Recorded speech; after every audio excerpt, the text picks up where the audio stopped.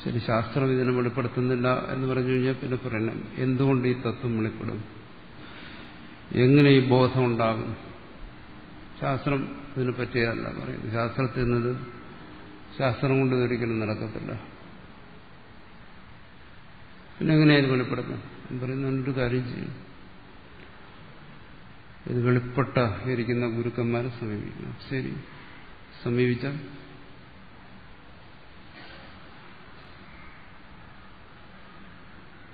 ഇത് വെളിപ്പെട്ട ഗുരുക്കന്മാരെ സമീപിച്ചു കഴിഞ്ഞാൽ എന്ത് ചെയ്യും? അവർ പറയും, അവരുപദേശിക്കും, ഇന്ന വഴിക്ക് സഞ്ചരിക്കുക. ശരി, അങ്ങനെ സഞ്ചരിച്ചാൽ ആ വഴിക്ക് അയാൾ സഞ്ചരിക്കും. സഞ്ചരിക്കുമ്പോൾ വെളിപ്പെടും. അല്ല, ശാസ്ത്രമല്ല അതിനെ വെളിപ്പെടുത്തുന്നത്. അപ്പോൾ ഗുരു ശിഷ്യനെ അങ്ങനെ ഒരു പ്രത്യേക വഴിക്ക് സഞ്ചരിപ്പിക്കാൻ ഉപയോഗിക്കുന്ന എന്താണ്? എന്തുകൊണ്ടാണ് ശിഷ്യനങ്ങനെ സഞ്ചരിക്കുന്നത്?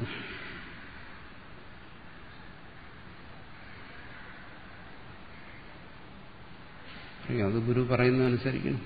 ഗുരുവിന്റെ ഉപദേശത്തെ കേൾക്കണം.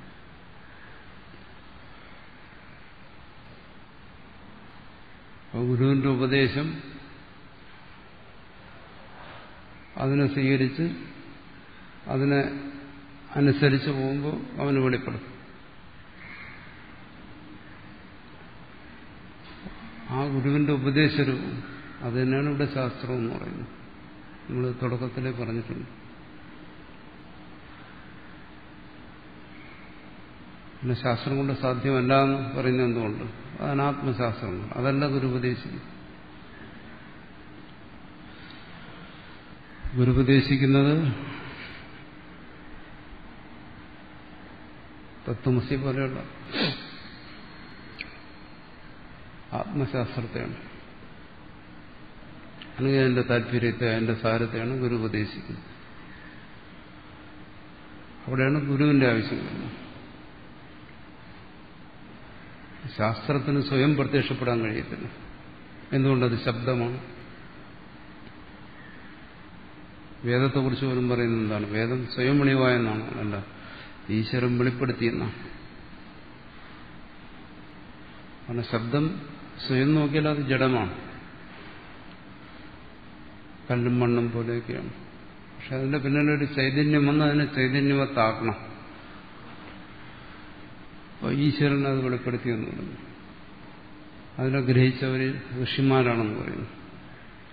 ഋഷിമാരിലൂടെ അത് ചൈതന്യവത്താവണം. അപ്പോൾ അതിനെ ഉപദേശം എന്ന് പറയും. തത്വമസിന്ന് ഒരാൾ ഗ്രഹിക്കണമെങ്കിൽ വേറെ ആൾ ഉപദേശിച്ചല്ലേ പറ്റും. ഉപദേശം വരുമ്പോൾ ശാസ്ത്രം തന്നെ സ്വയം ചൈതന്യവത്താവും, ചൈതന്യമയമാവും. അങ്ങനെയുള്ള ഉപദേശം അതിന് ഗുരു വേണം. അങ്ങനെ ഉപദേശിക്കുന്ന ആരോ അയാളാണ് ഗുരു. ഗുരു ഉപദേശത്തിൽ അതുകൊണ്ട് അവിടെ പറയുന്നു ഗുരുവിന്റെ പ്രസാദം.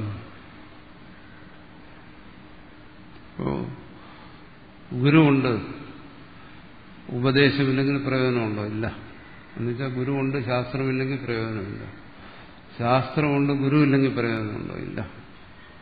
ശാസ്ത്രമുണ്ട്, അത് അനാദി സിദ്ധമാണ് ശാസ്ത്രം എന്ന് പറയുന്നത്. പക്ഷെ ഗുരു ഉപദേശിക്കുന്നില്ല. ഉപദേശിച്ചില്ലെങ്കിൽ അതുകൊണ്ടെന്താ ശിഷ്യന് പ്രയോജനം? അത് ഇത് പരസ്പര പൂരകമാണ്, ആത്യന്തികമായി ഒന്നാണ്. അനാത്മശാസ്ത്രങ്ങൾ ഒഴിവാക്കിയാൽ, കർമ്മകാണ്ഡത്തെയും ഉപാസനാകാണ്ഡത്തെയും വിട്ടുകഴിഞ്ഞാൽ ഇവിടെ ഈ പറയുന്നതായ ബ്രഹ്മേകത്വ ബോധത്തിന് അല്ലെങ്കിൽ നിർഗുണ ബ്രഹ്മബോധത്തിന് അതിന് ഇത് രണ്ടും കൂടി ചേർന്നേ പറ്റും. അതുകൊണ്ട് ഭാഷ്യകാരൻ പറയുന്നിടത്തെല്ലാം ശാസ്ത്ര ഗുരുപ്രസാദ ലഭ്യം എന്ന് പറയും. ഗുരുവിന്റെ ഉപദേശം ആ ശാസ്ത്രം തന്നെയാണ്. പക്ഷെ അത് ഗുരുവിന്റെ ഉപദേശരൂപത്തിലുള്ള അല്ലെങ്കിൽ തത്വപ്രകാശന രൂപത്തിലുള്ള ശാസ്ത്രമാണെന്ന് മനസ്സിലാക്കാതെ ഈ തത്വത്തെ ഗ്രഹിക്കുന്നതിന് വേണ്ടിയിട്ട് നാനാശാസ്ത്രത്തിന്റെ പിറകിൽ പോകുന്നു. അവരെയാണ് ഇവിടെ നിഷേധിക്കുന്നത്. അതുകൊണ്ട് പ്രയോജനമില്ല. അതുകൊണ്ട് ശാസ്ത്രം കൊണ്ട് സാധ്യമല്ല എന്ന് പറയുന്നു. ശാസ്ത്രം കൊണ്ട് സാധ്യമല്ല എന്ന് പറയുന്നത് ഒരിക്കലും സത്ശാസ്ത്രത്തെ നിഷേധിക്കാൻ വേണ്ടി പറഞ്ഞിരിക്കുന്നതല്ല. അത് മനസ്സിലാക്കണം. ഗുരു എങ്ങനെയാണോ ഇതിന് ആവശ്യമായിരിക്കുന്നത് അതുപോലെ ആവശ്യമാണ് ശാസ്ത്രവും. ശാസ്ത്രമില്ലെങ്കിൽ ഗുരുവില്ല, ഗുരുവില്ലെങ്കിൽ ശാസ്ത്രവുമില്ല. രണ്ടും ഒരുമിക്കണം. അതുകൊണ്ട് ഭാഷ്യകാരൻ രണ്ടിനെയും ഒരുമിച്ച് പറഞ്ഞിരിക്കുന്നു. പിന്നെ തത്വത്തെ ദർശിച്ചവന്റെ ഉപദേശം അത് തന്നെ ശാസ്ത്രം. അത് മനസ്സിലാക്കും. ശാസ്ത്രം എന്ന് പറയുമ്പോൾ ഏതെങ്കിലും ഒരു പ്രത്യേക ഗ്രന്ഥത്തെ ഉദ്ദേശിച്ചല്ല പറയുന്നു. അത് ബ്രഹ്മസൂത്രമെന്നോ ഭഗവത്ഗീതയെന്നുള്ള നമ്മൾ നിശ്ചയിച്ചിരിക്കുന്ന ഏതെങ്കിലും ഒരു ഗ്രന്ഥത്തെ ഉദ്ദേശിച്ചല്ല. വേദമെന്നോ അങ്ങനെയല്ല. തത്വദർശിയായ ഒരു ഗുരുവിന്റെ ഉപദേശം അത് തന്നെ ശാസ്ത്രം. ആ ഒരു ഉപദേശ രൂപത്തിലുള്ള ശാസ്ത്രം.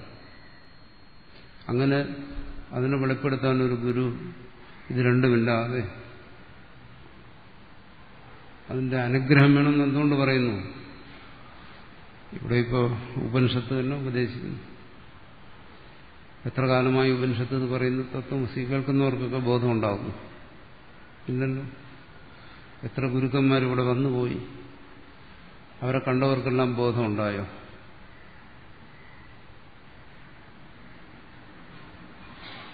ഉണ്ടായിട്ടുണ്ടോ?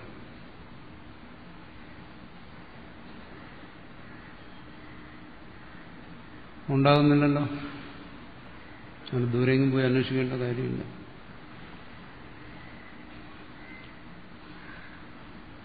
അപ്പൊ ഏത് കാലത്തിനും ഗുരുക്കന്മാരുണ്ട് ഉപദേശിക്കും.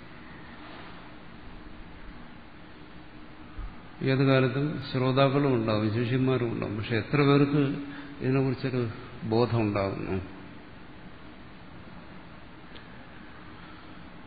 അപ്പോൾ അവിടെ പറയുന്നു അതിന് പ്രസാദം, അനുഗ്രഹം വേണം. ശാസ്ത്രത്തിന്റെയും പ്രസാദം വേണം. ഒരു ഉപദേശം എന്ന് പറഞ്ഞിട്ട് കാര്യമില്ല. ഇവിടെ ഉപനിഷത്തിൽ തന്നെ എത്രയോ ഉണ്ട്. ദേവനും അസുരനും കൂടി ഉപദേശം കേൾക്കാൻ ചെന്നു. ദേവനും അസുരനും മനുഷ്യനും കൂടി ഉപദേശം കേൾക്കാൻ ചെന്നു. പക്ഷെ ആ പ്രസാദം, അനുഗ്രഹം എന്ന് പറയുന്നതാണ്. അതിന് പാത്രമായവന് മാത്രമേ ഇത് ഫലം ചെയ്യത്തുള്ളൂ. തത്കാല ഫലം ചെയ്യത്തുള്ളൂ. ഭാവിയിൽ എന്തായാലും ഫലം ചെയ്യും. പക്ഷെ തത്കാല ഫലം ചെയ്യണമെങ്കിൽ ആ ശാസ്ത്രത്തിന്റെ ഗുരുവിന്റെ പ്രസാദം, അനുഗ്രഹം എന്ന് പറയുന്ന ഒന്ന് വേണം. അല്ലാതെ ശാസ്ത്രവും ഗുരുവും ഉണ്ടായിരുന്നാലും പ്രയോജനമൊന്നുമില്ല. എനിക്ക് ഗുരുവുണ്ട് എന്ന് അഭിമാനിക്കുന്നതിന് യാതൊരു അർത്ഥവുമില്ല. എനിക്ക് ശാസ്ത്രബോധമുണ്ട് എന്ന് അഭിമാനിക്കുന്നതിന് ഒരർത്ഥവുമില്ല. അതൊന്നും തൽക്കാലം ഒരു പ്രയോജനം ചെയ്തില്ലെന്ന് വരും. അതിന് പറയുന്നു തസ്മാ താർക്കിക ചാടഭട രാജ അപ്രവേശ്യം. നമുക്ക് ഒരുപാട് പാണ്ഡിത്യമുണ്ട്, ശാസ്ത്രബോധമുണ്ട്. ഇതിനെ ഗ്രഹിക്കുന്നതിനുള്ള ഊഹാപോഹ സാമർഥ്യമുണ്ട്. അങ്ങനെയുള്ളവരെ കുറിച്ചാണ് പറയുന്നത് താർക്കികൻ എന്ന് പറയുന്നത്. ഏതിനെയും വിശകലനം ചെയ്യുന്നതിനുള്ള അതിസൂക്ഷ്മമായ ബുദ്ധി അവനുണ്ട്. തർക്കവൈദഗ്ധ്യമുണ്ട്. എന്തും അവന് വിശകലനം ചെയ്ത് മനസ്സിലാക്കാം.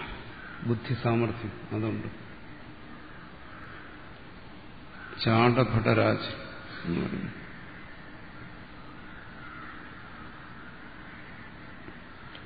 അങ്ങനെയുള്ള ഒരുപാട് പേരുണ്ട്.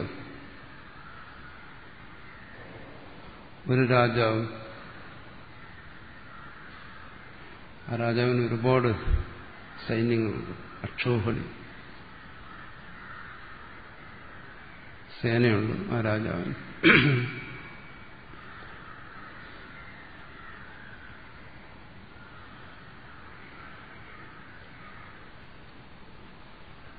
നൂറുകണക്കിന് ലക്ഷോഹിണി സേനയുണ്ട്. നല്ല വീരശൂര പരാക്രമികളായ ഭടന്മാർ. അവരുടെ കയ്യിൽ കുന്തവും വാളും എല്ലാം കൊണ്ടുണ്ട്. ഒരു വേറൊരു രാജ്യത്തെ ആക്രമിക്കാൻ പോവുകയാണ്. ആ രാജാവാണെങ്കിൽ എന്താണ്, ഒരു വലിയ കോട്ട കെട്ടിയിരിക്കുകയാണ്. പറയുന്നു ദുർഗം, വലിയൊരു ദുർഗം. ഇവിടെ അക്ഷൗഹിണി സേനയുടെ കൈവശമുണ്ട്. മറുവശത്ത് ദുർഗമുണ്ട്. രാജാവിന് ഈ ദുർഗത്തിന്റെ ഉള്ളിൽ പ്രവേശിക്കണം ഈ ഭടന്മാരുപയോഗിച്ചിട്ട്. ഇവർ ആയുധ സജ്ജരാണ്. ഇവരിലെല്ലാം ഉണ്ട്. ഈ ദുർഗം പൊളിക്കുന്നതിനുള്ള സാധനങ്ങളെല്ലാം ഇവരിലുണ്ട്. വാളും കുന്തവും മറ്റ് എന്തൊക്കെയാണോ ദുർഗം തകർക്കുന്നതിനുള്ള സാധനങ്ങളെല്ലാം ഉണ്ട്. പക്ഷെ ഒരേ ഒരു കുഴപ്പം മാത്രം, ഇവർ ചാടഭടന്മാരാണ്. ഈ കൈയിരിക്കുന്ന സാധനങ്ങൾ എങ്ങനെ പ്രയോഗിക്കണമെന്നറിയത്തില്ല.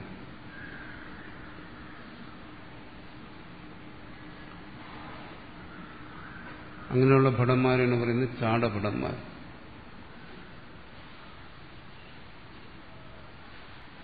ഈ വീരശൂര പരാക്രമമൊക്കെ അവരുടെ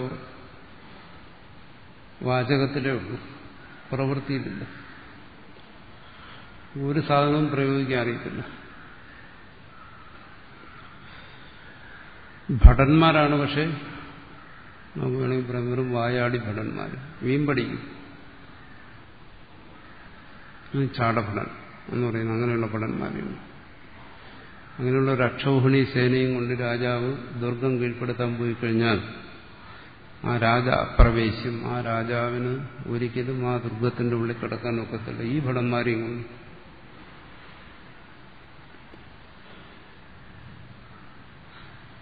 രാജാവിന് ഒരിക്കലും ലക്ഷ്യം പ്രാപിക്കാൻ കഴിയില്ല എന്നത്. അപ്പോ ഉപയോഗശൂന്യമായ ഭടന്മാര്, ഉപയോഗശൂന്യമായ ആയുധങ്ങളൊന്നും ഉപയോഗമില്ല. എന്നാൽ എല്ലാം തന്റെ കയ്യിലുണ്ട് താൻ.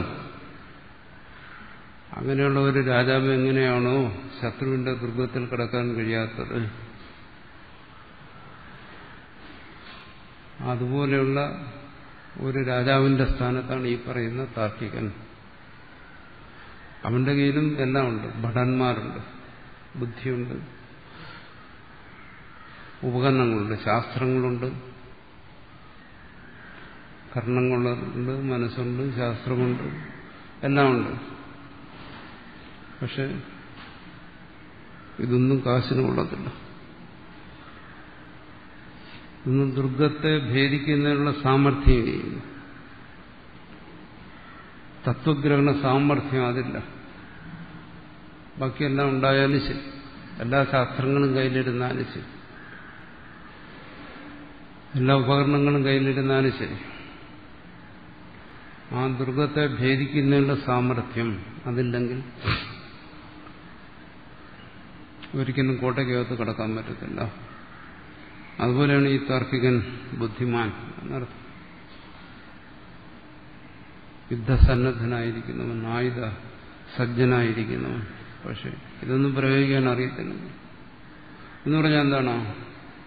ഈ ശാസ്ത്രത്തിന്റെ താല്പര്യത്തെ ശരിയായി മനസ്സിലാക്കാൻ കഴിഞ്ഞില്ലെങ്കിൽ അതാണ് ഇതെങ്ങനെ ഉപയോഗിക്കുക എന്ന് പറയുന്നതാണ്. ഇവിടെ പറയുന്ന ഏകത്വബോധം അതവന് വെളിപ്പെടുന്നില്ലെങ്കിൽ ഈ ആത്മതത്വം അവനെ സംബന്ധിച്ചൊരു ദുർഗത്തിനകത്താണ്. ഈ ശാസ്ത്രം കൊണ്ട് അവനവിടെ കയറിപ്പറ്റാൻ കഴിയത്തില്ല.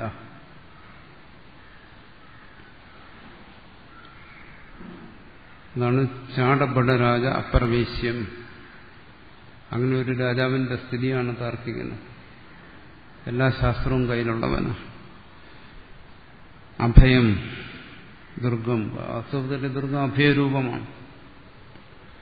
അതിൽ പ്രവേശിച്ചു കഴിഞ്ഞാൽ പിന്നെ അവൻ ഒന്നിനെയും ഭയപ്പെടേണ്ട കാര്യമില്ല. രാജാവെന്തിനാ ദുർഗത്തിനകത്തിരിക്കുന്നത്? ഭയത്തെ ഒഴിവാക്കാനാണ്. ശത്രുക്കൾ വന്ന് ആക്രമിച്ച് തന്നെ കീഴ്പ്പെടുത്തരുത്.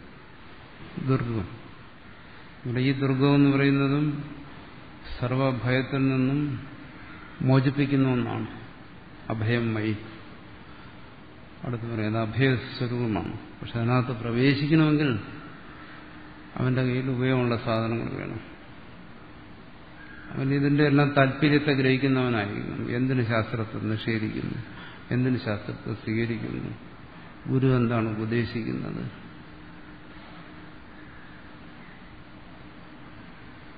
അതിന് ശാസ്ത്രഗുരു പ്രസാദ വേണം, അനുഗ്രഹം വേണം. ശാസ്ത്രത്തിന്റെയും ഗുരുവിന്റെയും അനുഗ്രഹം വേണം. അങ്ങനെ ഒന്നുണ്ട് എന്നർത്ഥം. അതാണ് അതിന്റെ താല്പര്യത്തെ അവനെ ഗ്രഹിപ്പിക്കുന്നത്. അല്ലെങ്കിൽ ഇതെല്ലാം കയ്യിലുണ്ടായിട്ട് ഇവരുടെ കയ്യിലും ഇതെല്ലാം ഉണ്ടല്ലോ. ശാസ്ത്രങ്ങൾ അറിയാത്തവരല്ല. മുമ്പ് പറഞ്ഞല്ലോ, ബ്രാഹ്മണ അപസദൻ, നീച ബ്രാഹ്മണൻ എന്ന് പറഞ്ഞു. ബ്രാഹ്മണൻ എന്ന് പറയുമ്പോൾ വേദാധ്യയനം മറ്റും ചെയ്തവനാണ്. വേദവും മറ്റും കയ്യിലുണ്ട്, പക്ഷെ താല്പര്യം ഗ്രഹിക്കാൻ പറ്റുന്നില്ല. അല്ലാതെ ഒരു സാധാരണക്കാരനല്ല പറയുന്നത്. ഇതൊന്നും അറിയാൻ വയ്യാത്തവനല്ല. ഇവിടെയും തർക്കീൻ എന്ന് പറയുമ്പോൾ അവന്റെ കയ്യിലുമുണ്ട് വേദവും ശാസ്ത്രങ്ങളും അറിവും എല്ലാം ഉണ്ട്. പക്ഷെ ഈ അഭയത്തെ അവന് പ്രാപിക്കാൻ കഴിയുന്നില്ല. അവന്റെ ആയുധങ്ങളൊന്നും പര്യാപ്തമല്ല. അല്പബുദ്ധി, അഗമ്യം. അവരെല്ലാ ശാസ്ത്രവും ഗ്രഹിച്ചിരിക്കുന്നുണ്ടെങ്കിലും അല്പബുദ്ധിയാണ്. താല്പര്യത്തെ ഗ്രഹിക്കുന്നില്ല, അഗമ്യം. അതുകൊണ്ട് അവനിതിനെ ഗ്രഹിക്കാൻ കഴിയുന്നില്ല, തത്വത്തെ പ്രാപിക്കാൻ കഴിയുന്നില്ല, അഭയരൂപത്തിലുള്ള തത്വത്തെ പ്രാപിക്കാൻ കഴിയുന്നില്ല. എന്തുകൊണ്ട്? ശാസ്ത്രഗുരു പ്രസാദരഹിതൈഹി. ഈ രണ്ടിന്റെ പോരായ്മയുണ്ട്. ഗുരുവിന്റെയും ശാസ്ത്രത്തിന്റെയും രണ്ടിന്റെയും പോരായ്മയുണ്ട്.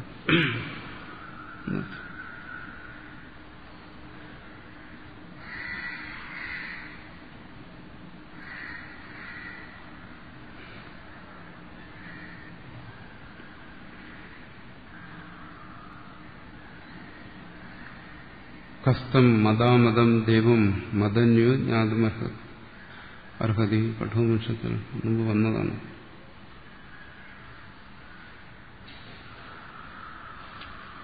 മദാമദം ദേവം മദന്യോ ജ്ഞാതുമർഹതി.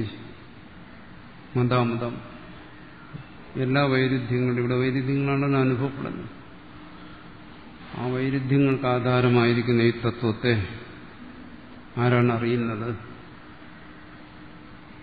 ഞാനല്ലാതെ ആരറിയുന്നു എന്ന് പറഞ്ഞാൽ എന്റെ സഹായം കൂടാതെ, ഒരു തത്വദർശിയുടെ സഹായം കൂടാതെ ഇതാർക്ക് വെളിപ്പെടും?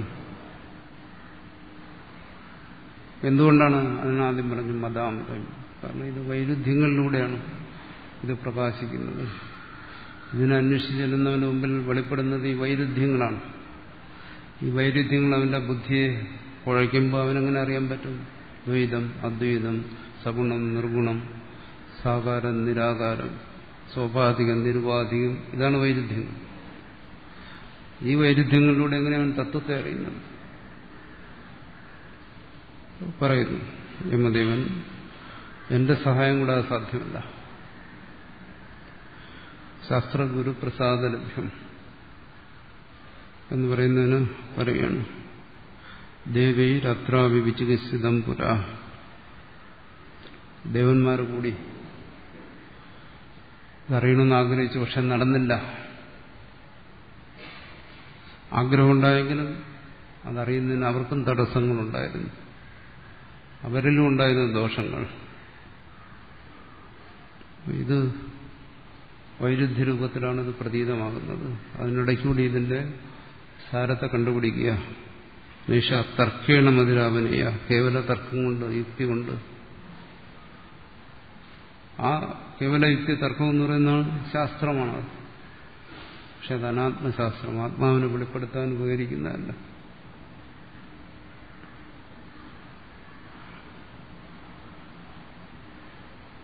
യേശാമതി തർക്കേണ ആപനേയ. ഈ ബോധം നിങ്ങൾ ഉദ്ദേശിക്കുന്ന തരത്തിലുള്ള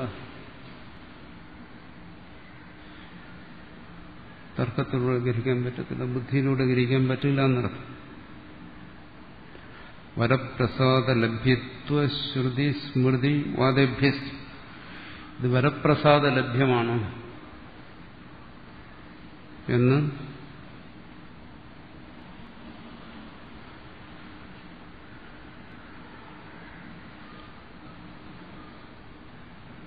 സ്മൃതികളിലും പറയുന്നു.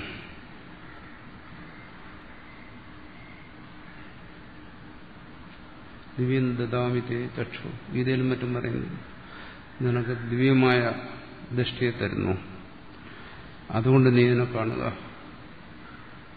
എന്ന് പറയുന്നത്. ശ്രുതി സ്മൃതിവാദേഭ്യം, ശ്രുതിസ്മൃതിവാദങ്ങളിലെല്ലാം ഈ വരപ്രസാദ ലഭ്യമാണെന്ന് പറയുന്നുണ്ട്. അല്ലാതെ ഇത് സാധ്യമല്ല.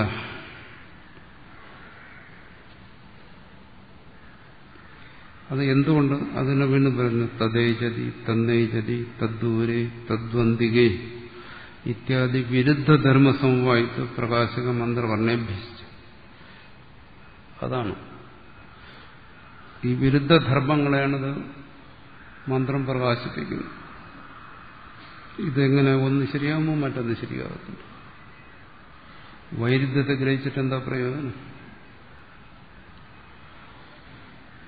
വിരുദ്ധധർമ്മത്തെ പ്രതിപാദനം ചെയ്യുന്നു. എങ്ങനെ വിരുദ്ധധർമ്മത്തെ പ്രതിപാദനം ചെയ്യുന്നു? ഈ തത്വം ഈ വിരുദ്ധ രൂപത്തിൽ ഇത് പ്രകാശിക്കുന്നു. ഈ വിരുദ്ധ ധർമ്മങ്ങൾക്ക് ആശ്രയമായിരിക്കുന്നതാണ് തത്വം. സുഖവും ദുഃഖവും മാത്രം എടുത്താൽ മതി. സുഖദുഃഖങ്ങൾ തന്നെ തന്നെയാണ് ഇരിക്കുന്നത്. പക്ഷേ ഇത് വൈരുദ്ധ്യമുള്ളതാണ്. തന്നെ തന്നെ പ്രകാശിക്കുന്ന ഈ സുഖദുഃഖ വൈരുദ്ധ്യങ്ങൾ നിലനിൽക്കുന്നത് എങ്ങനെയാണ്? അതിനതീതമായ ഈ തത്വത്തെ ഗ്രഹിക്കുന്നത്. എവിടെയും അനുഭവപ്പെടുന്ന വൈരുദ്ധ്യമാണ്.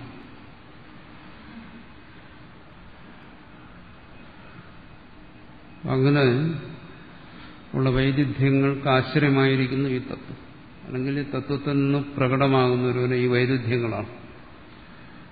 അതിൽ നിന്ന് ഈ തത്വത്തെ ഗ്രഹിക്കേണ്ടത് ഈ ഉപദേശത്തെ ആശ്രയിച്ചിട്ടാണ്. ഈ ഉപദേശത്തിനും ഈ വൈരുദ്ധ്യത്തെ തന്നെ പ്രകാശിപ്പിക്കുന്നത്. അതുകൊണ്ട് അവിടെ വരപ്രസാദം കൂടിയേ കഴിയൂ. എന്നാലും ഇത് ബോധിക്കാൻ കഴിയും. ഗീതാസുജ മസ്താനി സർവഭൂതാനി തുടങ്ങിയ ഭാഗങ്ങളിൽ ഇത് പറയുന്നുണ്ട്.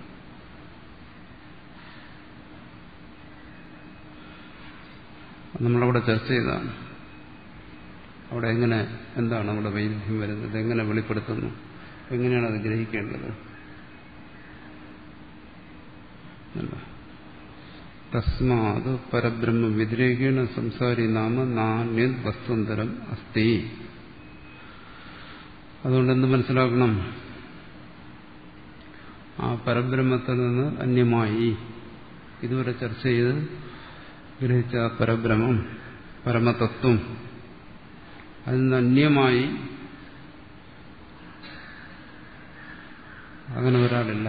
ശ്രോതാവ് അങ്ങനെയൊരു സംസാരിയായ ഒരാളല്ല. ശ്രോതാവിനെ കുറിച്ചാണ് പറയുന്നു. സംസാരിയായ ഒരു ശ്രോതാവില്ല, ബന്ധനസ്ഥനായ ഒരു ശ്രോതാവില്ല.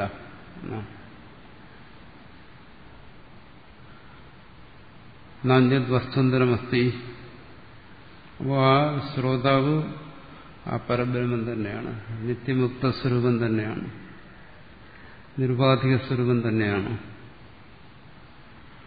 അത് ബോധ്യപ്പെടണം. അല്ല താൻ സംസാരിയാണ്, തനിക്ക് സുഖദുഃഖങ്ങളുണ്ട്, തനിക്ക് ബന്ധമോക്ഷങ്ങളുണ്ട് എന്നല്ല കരുതേണ്ടത്.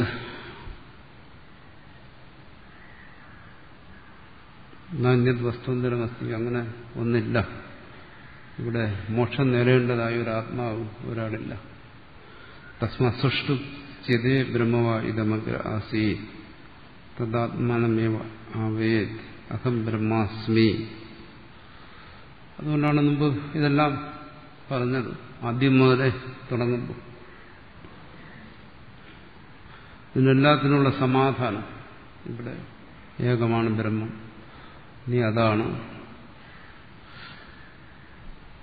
ഈ ദ്വന്ദ്ങ്ങൾക്കൊക്കെ അതീതനാണ്, നിന്നിൽ സംസാരമില്ല എന്നെല്ലാം പറയുമ്പോൾ മനസ്സിൽ വരുന്ന ചോദ്യങ്ങൾ, അതെങ്ങനെ സംഭവിക്കും?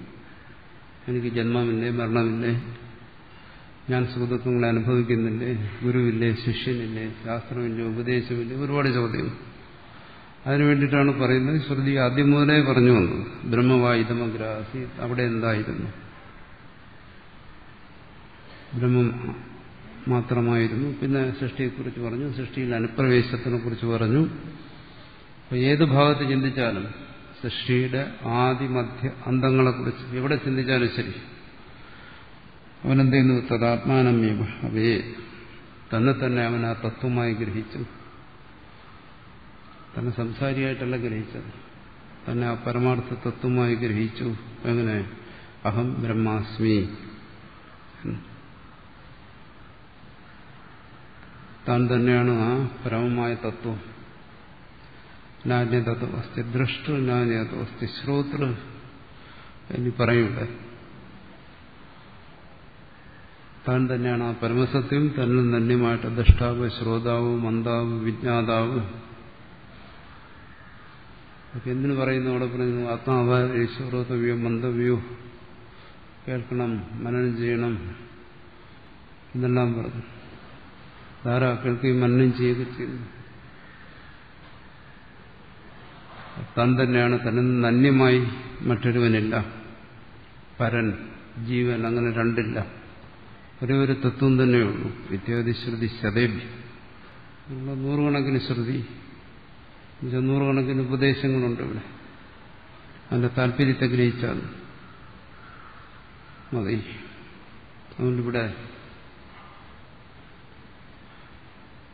ആ മന്ത്രത്തെ വ്യാഖ്യാനിച്ചപ്പോഴാണ് ഇതുവരെ എത്തിയത്. സത്യസ്യ സത്യം, ആത്മാവായി സത്യം എന്ന് പറയും. തസ്മാ പരസീവ ബ്രഹ്മണ സത്യസ്യ സത്യം നാമ ഉപനിഷത് പര.